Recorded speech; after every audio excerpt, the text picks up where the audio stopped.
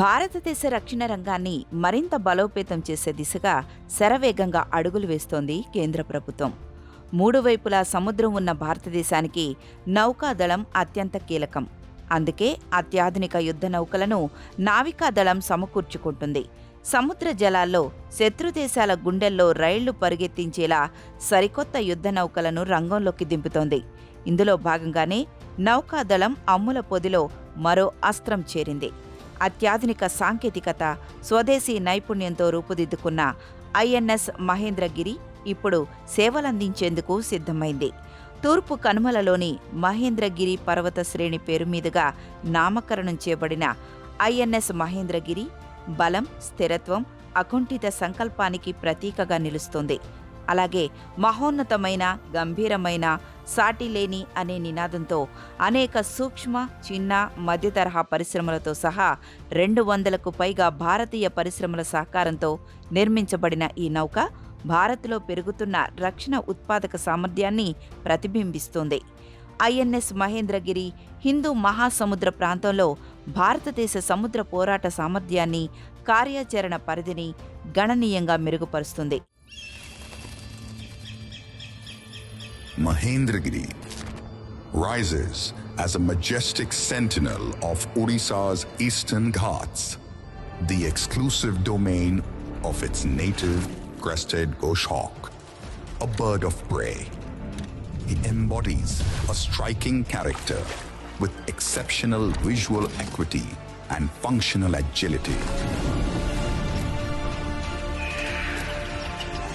Capable of attaining extreme speeds, it moves unseen. When other hunters sense its presence, they simply fly away.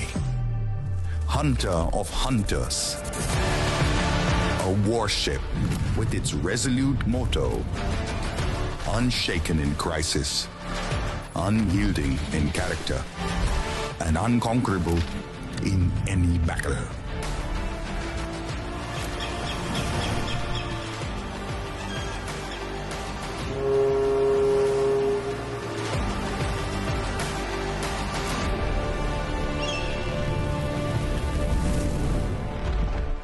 నేటి భారతదేశం ప్రపంచంలోనే ఒక ప్రధాన సముద్ర శక్తిగా మారుతోందని ప్రధానమంత్రి నరేంద్ర మోదీ పేర్కొన్నట్లుగా భారత నావికాదళం ముందుకు సాగుతోంది.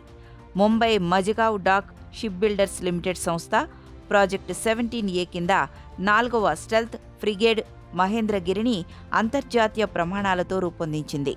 శత్రువుల నౌకలు, జలాంతర్గాముల కదలికలను పసిగట్టడానికి అనువుగా అత్యాధునిక పరిజ్ఞానంతో రూపుదిద్దుకున్న ఈ నౌక శత్రువు రాడార్లకు చిక్కకుండా తన పని పూర్తి చేస్తుంది. పూర్తి ఆధునిక సాంకేతిక పరిజ్ఞానంతో కూడిన రాడార్, సోనార్ వ్యవస్థలు అదనపు బలంగా ఉంటుంది. కీల్ లేయింగ్ ప్రక్రియను 2022 జూన్ 28న ప్రారంభించి రికార్డు సమయంలో పూర్తి చేశారు. 2023 సెప్టెంబర్ 1న ఈ నౌకను లాంచ్ చేశారు. ఈ ఏడాది ఏప్రిల్ 30న భారత నౌకాదళానికి అప్పగించింది. భారత ప్రభుత్వ Atmanirbhar Bharat, make in India కార్యక్రమాల కింద స్వదేశీ యుద్ధ నౌకల రూపకల్పన, నిర్మాణంలో భారత్కు పెరుగుతున్న సామర్థ్యాలను చాటి చెబుతోంది. అత్యాధునిక యుద్ధ సామర్థ్యాలతో కూడిన మహేంద్రగిరి భారతదేశ స్వదేశీ రక్షణ తయారీ బలానికి బలమైన చిహ్నంగా నిలుస్తోంది. ఈ యుద్ధనౌక భారత నౌకాదళ కార్యాచరణ సామర్థ్యాలను గణనీయంగా మెరుగుపరచడంతో పాటు దేశ సముద్ర భద్రతా వ్యవస్థను బలోపేతం చేయడానికి ఎంతో దోహదపడనుంది. आज का भारत दुनिया की एक मेजर मैरीटाइम पावर बन रहा है.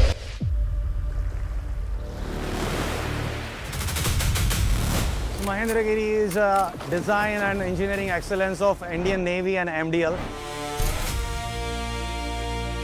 It is matching the international standards.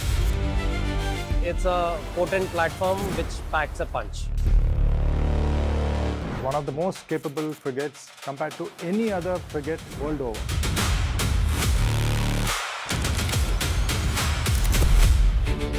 The real challenge that we faced in the construction of Mahendragiri was that the production commenced at the time of COVID. But despite that, I'm very happy to say that we have built Mahendragiri in a record time.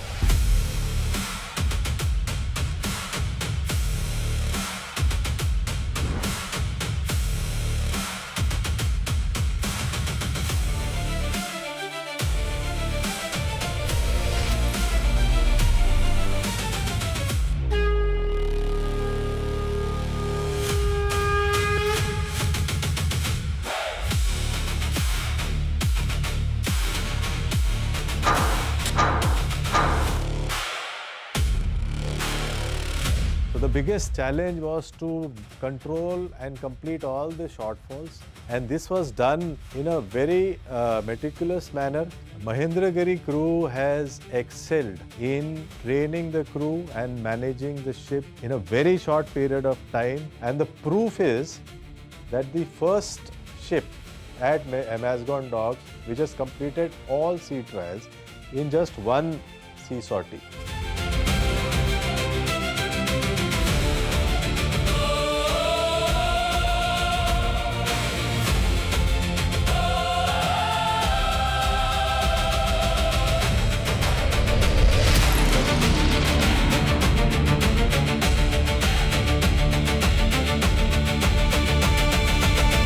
Equipped for all contingencies as the ship deploys far from shores, everyone on board performs with a deep sense of purpose. On board, the mission drives the machine and performance is delivered in spirit. We will wish Indian Navy and team Mahendragiri to be always mission ready. I am honored to be the part of the team who has built this ship. विद्वानों के लिए शुभेच्छा, जय Hind. Mahendragiri will prove to be a feather in the cap of the Indian Navy.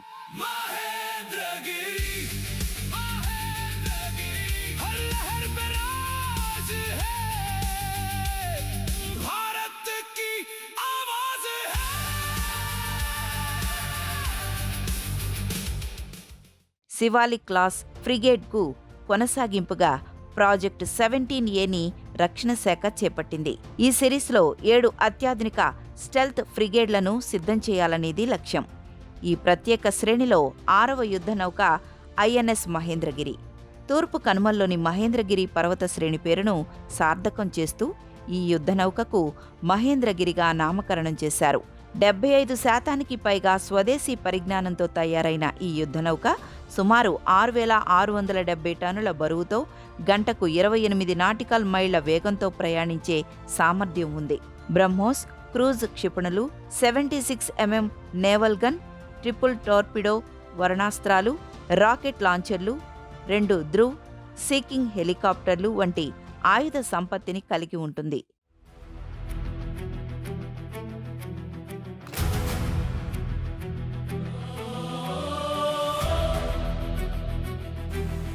समंदर की तेज लहरों से, महेंद्रगिरी के ऊंचे शिखरों से एक नई शक्ति उभर रही है।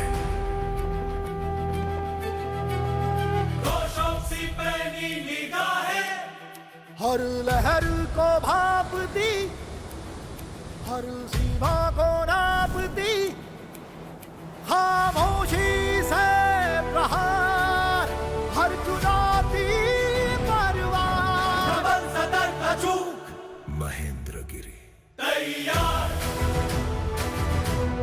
महेंद्रगिरी, महेंद्रगिरी।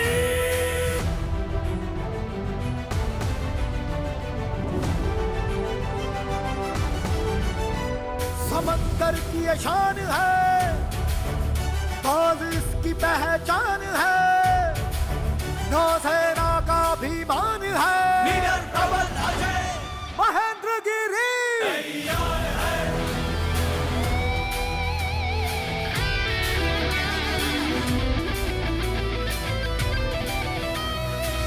जोश और जज्बे से है जो भारी, हर चुनौती पर तत्पर आड़ी, ऊंचे शिखरों के आगे बढ़े, बुलंद हौसलों की परवाज है।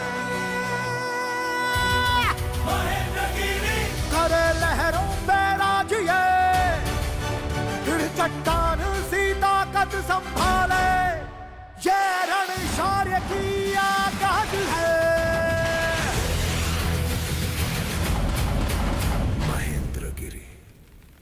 ఐఎన్ఎస్ మహేంద్రగిరి కమిషనింగ్ వేడుక విశాఖ నేవల్ డాక్యార్డ్లో ఘనంగా జరిగింది. కేంద్ర రక్షణ శాఖ మంత్రి రాజ్నాథ్ సింగ్ ఈ వేడుకలో పాల్గొన్నారు. వేదికకు చేరుకున్న కేంద్ర మంత్రి నావికాదళ గౌరవ వందనం స్వీకరించారు. మిషన్ ప్రైమ్డ్ నౌకాదళ పూర్తి సన్నద్ధతను ఐఎన్ఎస్ మహేంద్రగిరి విశేషాలను తెలిపేలా రూపొందించిన లఘు వీడియోను కేంద్ర మంత్రి వీక్షించారు. हमारे लिए आत्मनिर्भर भारत का मतलब है जो आत्मविश्वास से भरा हुआ हो, जो अपने पैरों पर मजबूती से खड़ा हो और जो दुनिया के साथ बराबरी के आधार पर एक इक्वल पार्टनर के रूप में काम करे. It's an absolute honor to command an indigenous modern stealth frigate of this stature. And as commissioning crew, we are conscious of this privilege.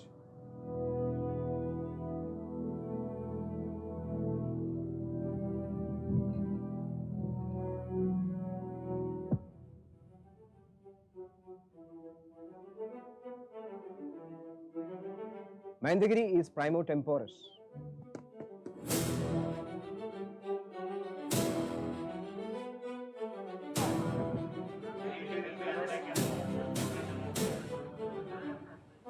She has no forerunner in the Navy. The ship therefore charts its own legacy with a fresh soul and character.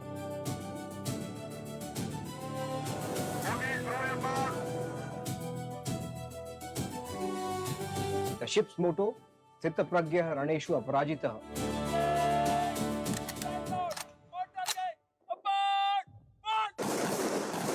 which translates to steadfast through wisdom and invincible in battle.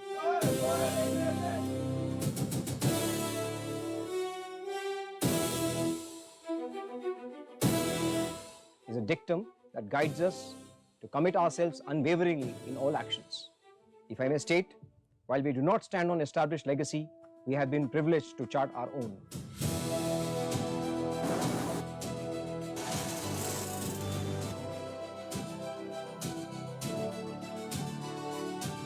We pledge to serve resolutely as the founding custodians of this fine ship. We shall remain ever ready and mission primed to live up to the standards of excellence in the Indian Navy, reflecting the timeless values of duty, honor, and courage.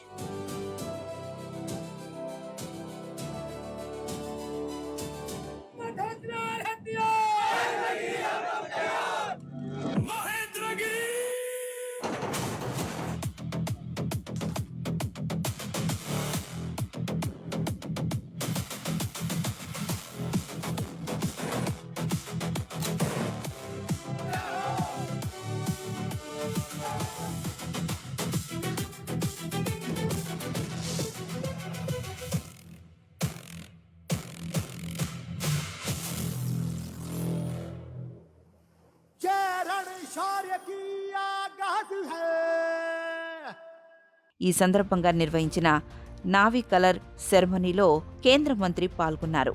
జాతీయ సైనిక పతాకానికి గౌరవ వందనాన్ని సమర్పించారు.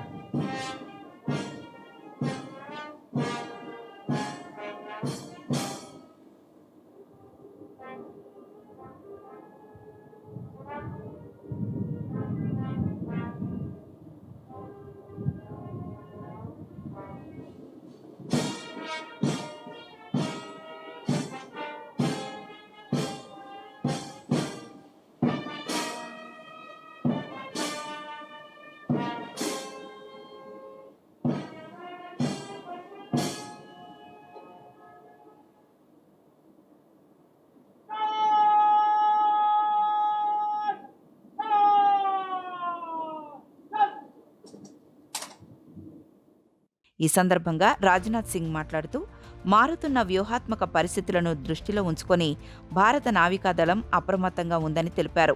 భవిష్యత్తులో యుద్ధాల స్వభావం పూర్తిగా మారిపోతుందని, డ్రోన్లు, cyber దాడుల రూపంలో సవాళ్లు ఎదురయ్యే ప్రమాదం ఉందని, సాంకేతికంగా ఇంకా బలంగా ఉండేలా నూతన ఆవిష్కరణలకు ప్రణాళికలు రూపొందిస్తున్నట్లు తెలిపారు. రక్షణ రంగం మరింత బలోపేతం చేసే దిశగా శరవేగంగా అడుగులు వేస్తున్నట్లు పేర్కొన్నారు. అత్యాధునిక సరికొత్త యుద్ధ నౌకలను నావికాదళం సమకూర్చుకుంటోందని, స్వదేశీ నైపుణ్యంతో రూపుదిద్దుకొని సేవలందించేందుకు మహేంద్రగిరి సిద్ధమైందని, శత్రు రాడార్లకు చిక్కకుండా కడలిలో దూసుకుపోవడం దీని ప్రత్యేకతని, భవిష్యత్తులోనూ మరిన్ని ఆవిష్కరణలు రాబోతున్నాయని రాజ్నాథ్ సింగ్ తెలిపారు. ఆంధ్రప్రదేశ్ భారతదేశ రక్షణ సామర్థ్యాలకు ప్రతి విభాగంలోనూ తన వంతు సహకారాన్ని అందిస్తోందన్నారు. ఈ ఘనత సాధించినందుకు ఆంధ్రప్రదేశ్ ప్రభుత్వానికి, ఈ ప్రాంత ప్రజలకు కేంద్ర మంత్రి అభినందనలు తెలిపారు. ఈ బ్లూ వాటర్ షిప్ భారతదేశ సముద్ర ప్రయోజనాలను కేవలం తీరానికే పరిమితం కాకుండా సుదూర లోతైన సముద్రాలలో కూడా కాపాడుతుందని రాజ్నాథ్ సింగ్ విశ్వాసం వ్యక్తం చేశారు. देवियों व सज्जनों, आईएनएस महेंद्रगिरी के कमीशनिंग के अवसर पर आप सबके बीच उपस्थित होना मेरे लिए अत्यंत एक गौरव का विषय है। मैं इस अवसर पर मझगांव डाक शिप बिल्डर्स लिमिटेड के हर एक कर्मयोगी को, इंडियन नेवी को, महेंद्रगिरी की पूरी क्रू को तथा सभी देशवासियों को हार्दिक बधाई देता हूं। साथियों, यह एक सुंदर संयोग ही है। यह कमीशनिंग आंध्र प्रदेश के विशाखापट्टनम में हो रही है।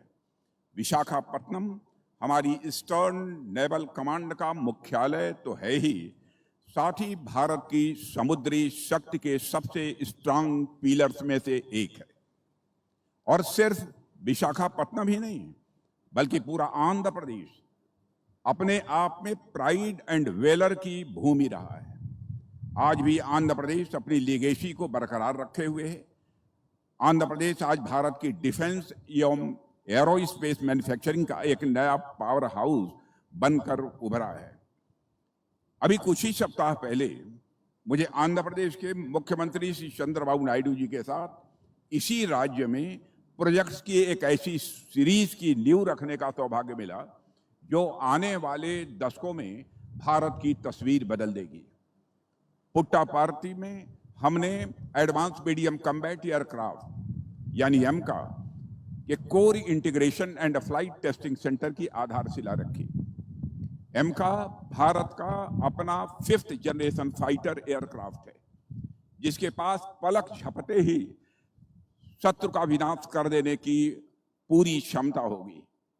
उसी दिन यहीं विशाखापट्टनम के पास अनाकापल्ली डिस्ट्रिक्ट में भारत डायनामिक्स लिमिटेड के एक नए नेवल सिस्टम मैन्युफैक्चरिंग फैसिलिटी की भी हमने नींव रखी, जहां ऑटोनमस अंडर वाटर व्हीकल्स बनेंगे, टारपीडोज बनेंगे, under water counter measure system बनेंगे, यानी वे वेपन सिस्टम जो कभी हम विदेशों से इंपोर्ट करते थे अब हमारे अपने वाइजक के पास बनेंगे। देवियों व सज्जनों, और मैंने उस समय कुर्नूल में 8 ड्रोन कंपनीज के एक कंसोर्शियम द्वारा एक ड्रोन सिटी की स्थापना की भी बात की थी। जैसे हम लोग सूरत को डायमंड सिटी कहते हैं, बेंगलुरु को देश की सिलिकॉन वैली कहते हैं, वैसे ही एक दिन मैं मानता हूं कि यह क्षेत्र देश का ड्रोन हब के रूप में जाना जाएगा। देवियों सज्जनों, आप संयोग देखिए, आकाश में अमका, समुद्र की गहराई में बीडीएल के नेवल सिस्टम्स, अनमैन्ड डोमेन में कुर्नूल के ड्रोन, और आज समुद्र की सतह पर आईएनएस महेंद्रगिरी। यानी कि आज आंध्र प्रदेश हवा, पानी, जमीन और अनमैन्ड डोमेन हर क्षेत्र में भारत की रक्षा शक्ति में अपना कंट्रीब्यूशन दे रहा है। मैं इसके लिए आंध्र प्रदेश सरकार को और यहां की जनता को अपनी तरफ से हार्दिक बधाई देता हूं। साथियों, यदि मैं आईएनएस महेंद्रगिरी की बात करूं तो आप सब जानते ही हैं कि यह हमारे प्रोजेक्ट 17A का ही एक पार्ट है, जिसे नीलगिरी क्लास ऑफ फ्रिगेट्स भी कहते हैं। और आज जिस महेंद्रगिरी को हम यहां पर कमीशन कर रहे हैं वह मझगांव डाक लिमिटेड में बने 4 P-17A जहाजों में अंतिम यह वारशिप है। यानी यह शिप एमडीएल की श्रृंखला का एक समापन रत्न है। लेकिन मैं इसे समापन रत्न नहीं मानता, आज भी इसी प्रकार के हमारे ships Mazagaon dock yard limited में बनती रहेंगी। हमारा मझगांव डाक यार्ड लिमिटेड बहुत ही अच्छा काम कर रहा है। ప్రధానమంత్రి నరేంద్ర మోదీ నేతృత్వంలోని కేంద్ర ప్రభుత్వం తమ సాంప్రదాయ సామర్థ్యాలను బలోపేతం చేస్తూనే అత్యాధునిక సాంకేతికతలలో పెట్టుబడులు పెట్టడం ద్వారా సమతుల్య విధానాన్ని కొనసాగించడానికి కట్టుబడి ఉందని రాజ్నాథ్ సింగ్ తెలిపారు. జాతీయ భద్రతను కాపాడడానికి సాంప్రదాయ ఆధునిక సామర్థ్యాలను సమర్థవంతంగా సమన్వయం చేయడానికి ఆపరేషన్ సింధూర్ ఒక ప్రధాన ఉదాహరణని పేర్కొన్నారు. సాంకేతికంగా అభివృద్ధి చెందిన యుద్ధానికి సిద్ధంగా ఉన్న నౌకాదళాన్ని నిర్మించాలనే దేశ నిబద్ధతకు ఐఎన్ఎస్ మహేంద్రగిరి ఒక ప్రతీకని తెలిపారు. साथियों, यदि मैं आईएनएस महेंद्रगिरी की बात करूं तो आप सब जानते ही हैं कि यह हमारे प्रोजेक्ट 17A का ही एक पार्ट है, जिसे नीलगिरी क्लास ऑफ फ्रिगेट्स भी कहते हैं। और आज जिस महेंद्रगिरी को हम यहां पर कमीशन कर रहे हैं वह मझगांव डाक लिमिटेड में बने चारों P-17A जहाजों में अंतिम यह वारशिप है।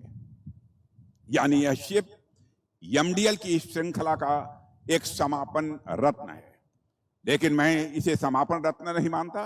आज भी इसी प्रकार के हमारे शिप्स मझगांव डाक यार्ड लिमिटेड में बनती रहेंगी। हमारा मझगांव डाक यार्ड लिमिटेड बहुत ही अच्छा काम कर रहा है। इसके लिए मैं कैप्टन रिटायर्ड जगमोहन सीएमडी को भी अपनी तरफ से हार्दिक बधाई देता हूं और उनकी पूरी टीम को, वहां काम कर रहे सारे कर्मियों को भी। देवियों व सज्जनों, P-17A सीरीज का पहला जहाज आईएनएस नीलगिरी जनवरी 2025 में स्वयं हमारे प्रधानमंत्री द्वारा कमीशनिंग किया गया था। फिर अगस्त 2025 में आईएनएस उदयगिरी, आईएनएस हिमगिरी दोनों एक साथ कमीशन हुए थे। और फिर इसी वर्ष अप्रैल 2026 में यही विशाखापट्टनम में आईएनएस तारागिरी की कमीशनिंग हुई। अभी कुछ ही सप्ताह पहले जून में कोलकाता में आईएनएस धूनागिरी को प्रधानमंत्री जी ने ट्राई कमीशनिंग के अवसर पर राष्ट्र को समर्पित किया। और आज यह छठा जहाज आईएनएस महेंद्रगिरी हमारी नेवी को प्राप्त हो रहा है। यानी लगभग 1.5 साल में ही 6 फ्रंट लाइन फ्रिगेट्स हमारी नेवी को मिले हैं। यह भारत की शिप बिल्डिंग कैपेबिलिटी और नेवल इंडस्ट्रियल इकोसिस्टम की स्पीड और हमारे सेल्फ कॉन्फिडेंस, आत्मविश्वास का यह एक प्रमाण है। एक समय था जब हम अपनी अधिकांश डिफेंस नीड्स के लिए दूसरे देशों की ओर देखते थे।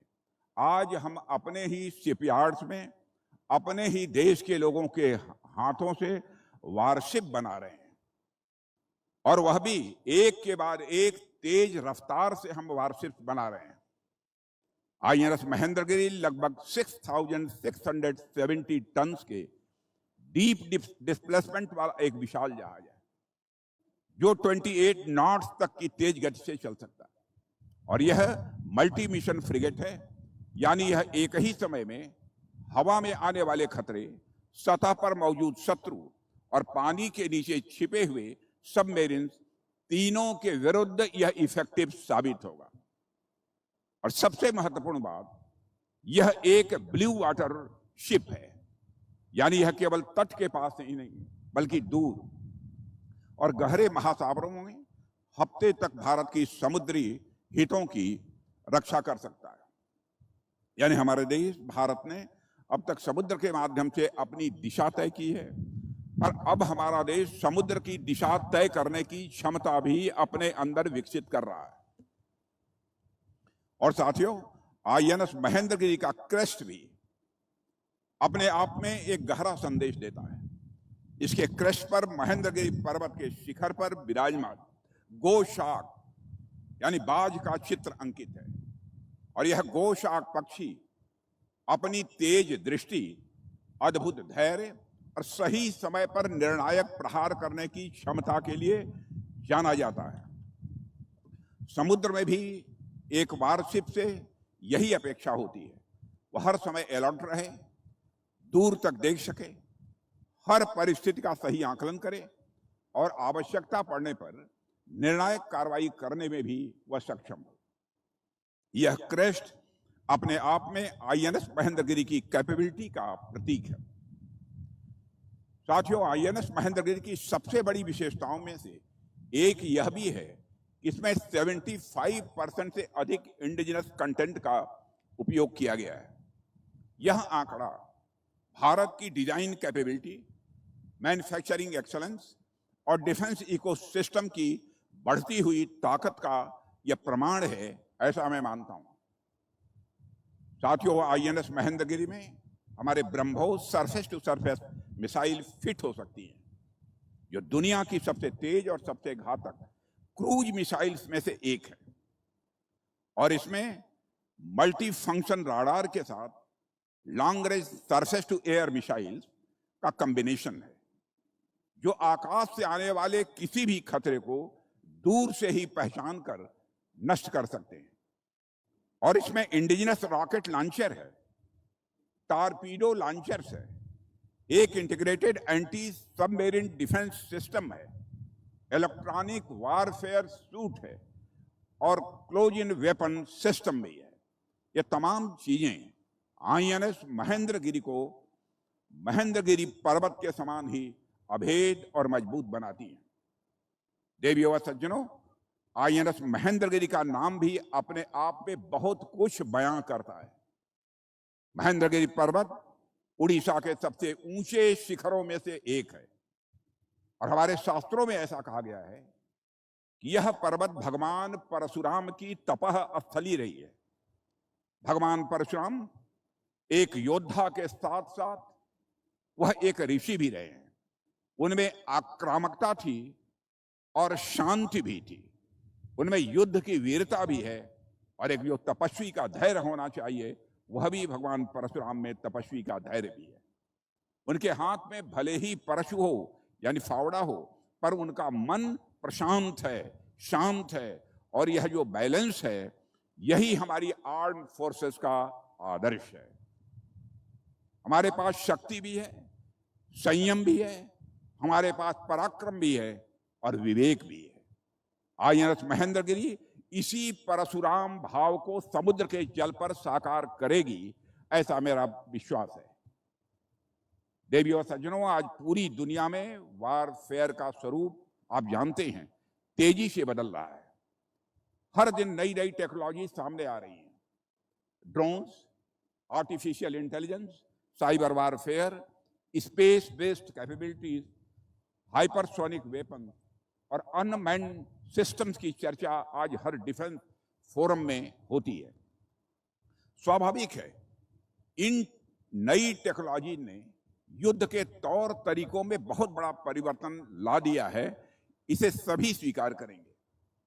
उदाहरण के लिए यदि हम ड्रोन्स को ही देखें तो पिछले कुछ वर्षों में ड्रोन ने वारफेयर को एक नई दिशा दी है।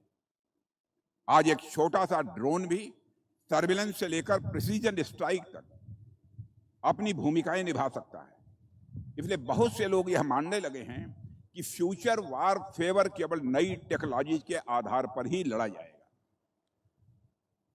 देवी और सज्जनों, लेकिन मेरा ऐसा मानना नहीं है। यह जरूर है कि नई टेक्नोलॉजी ने युद्ध का स्वरूप अवश्य बदल दिया है, किंतु उनको कन्वेंशनल वारफेयर के मीन्स का महत्व कम नहीं किया है। युद्ध के जो मूल सिद्धांत हैं उनकी पूर्ति के लिए जो स्ट्रांग कन्वेंशनल कैपेबिलिटी आज भी उतनी ही आवश्यक है जितनी पहले थी। Future wars may be fought with artificial intelligence, but they will still be won by national resolve, trained soldiers, and the capable military power. साथियों, मैं इसे ऐसे कहूंगा कि नई टेक्नोलॉजी और कन्वेंशनल प्लेटफॉर्म्स एक दूसरे के विरोधी नहीं हैं, बल्कि एक दूसरे को सप्लीमेंट करते हैं, एक दूसरे को पूरक हैं। और कन्वेंशनल प्लेटफॉर्म के बिना न्यू टेक्नोलॉजी भी अपने में अधूरी है, और न्यू टेक्नोलॉजी के बिना कन्वेंशनल प्लेटफॉर्म कमजोर है। और इतिहास भी इस बात का गवाह है कि जिन देशों ने नई टेक्नोलॉजी के आकर्षण में अपनी कन्वेंशनल शक्ति की उपेक्षा की, उन्हें इसकी बहुत बड़ी कीमत भी चुकानी पड़ी है।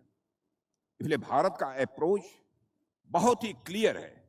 हमें दोनों में ही अच्छा करना है, दोनों में ही बैलेंस कायम रखना है।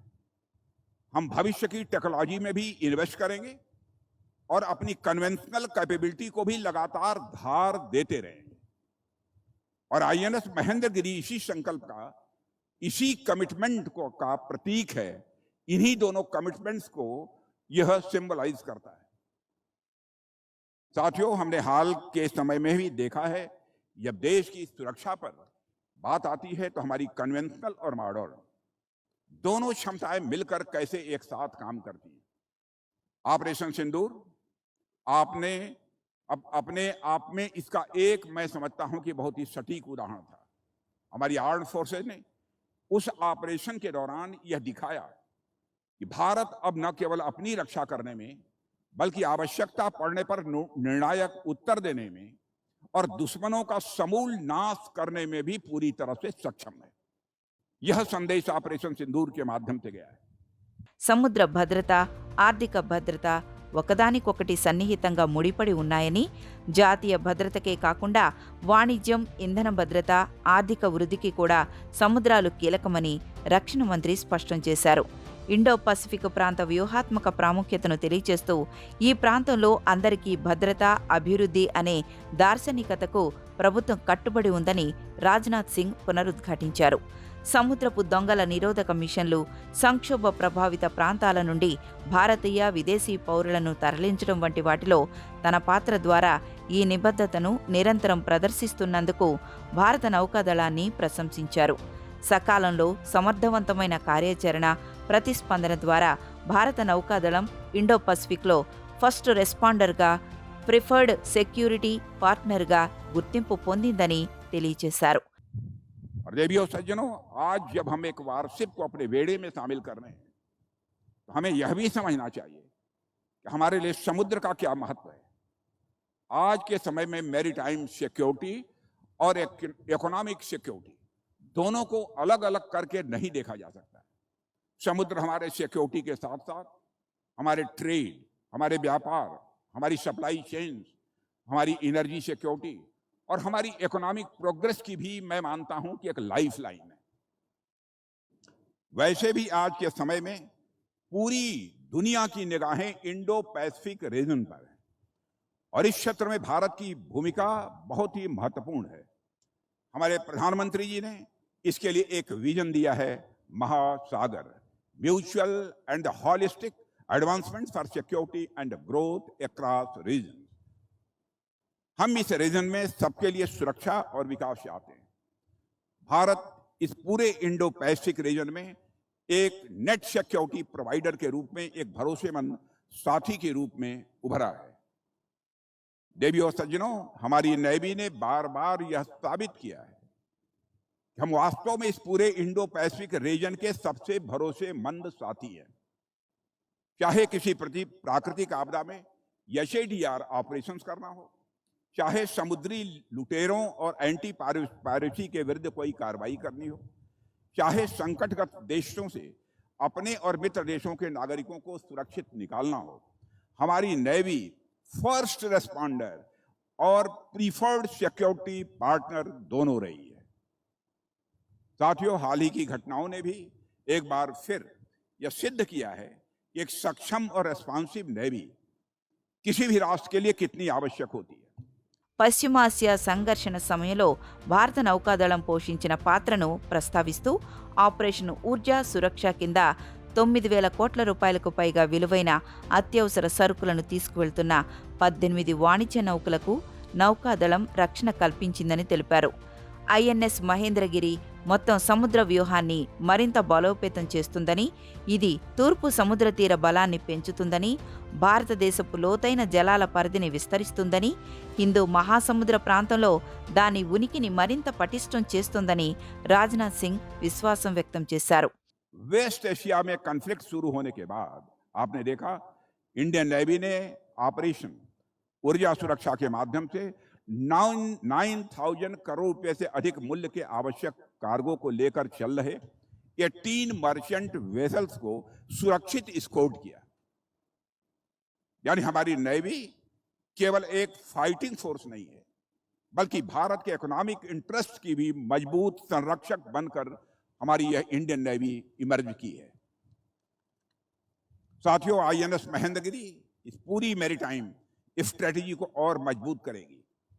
यह हमारे ईस्टर्न सी बोर्ड की शक्ति को यह बढ़ाएगी, हमारी ब्लू वाटर रीच को यह विस्तार देगी और इंडियन ओशन रीजन में भारत की उपस्थिति को और अधिक मजबूत बनाएगी।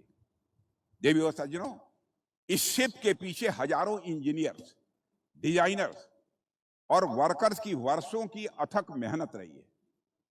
आपने मात्र 75 मंथ्स के रिकॉर्ड टाइमलाइन में ही यह शिप हमारी नेवी को सौंप दिया है।